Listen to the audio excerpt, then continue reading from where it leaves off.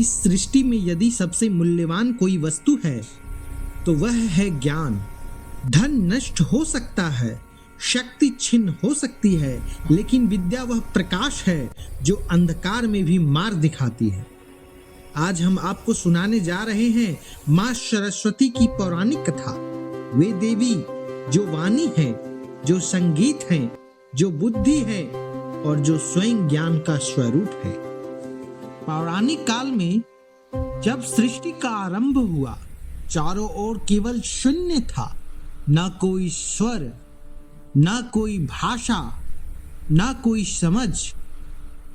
भगवान ब्रह्मा ने सृष्टि की रचना तो कर दी, लेकिन यह सृष्टि निर्जीव सी प्रतीत होती थी। मनुष्य बोल नहीं सकता था, विचार नहीं कर सकता था और न ही ज्ञान को समझ पाता था। तब ब्रह्मा जी को यह अनुभव हुआ कि सृष्टि को केवल शरीर नहीं, चेतना और विद्या भी चाहिए। भगवान ब्रह्मा कमलासन पर बैठकर गहन तपस्या में लीन हो गए।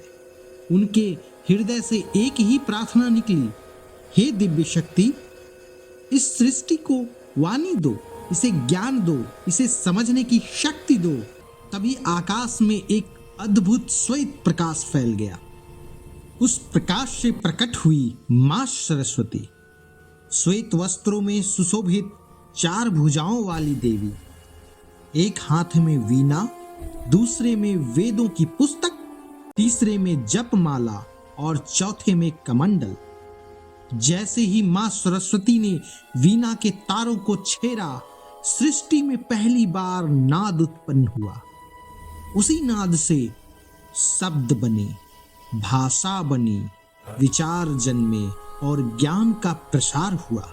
माँ सरस्वती की हर वस्तु एक गहरा संदेश देती है।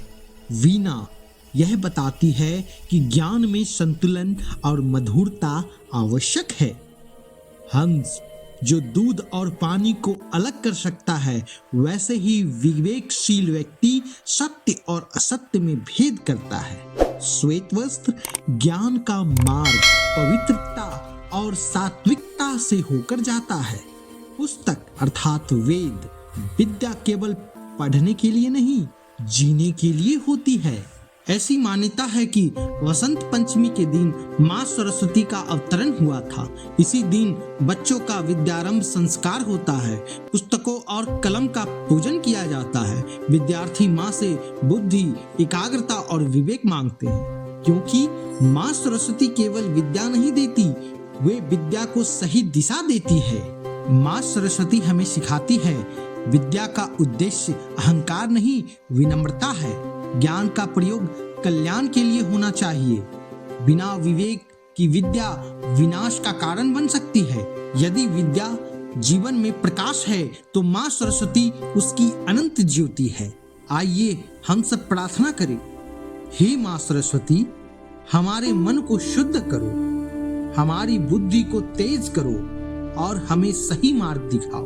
अगर आपको यह कथा अच्छी लगी हो तो वीडियो को लाइक, शेयर करें और चैनल को सब्सक्राइब करें, ताकि ऐसी ही दिव्य कथाएं आप तक पहुंचती रहे। जय मां सरस्वती।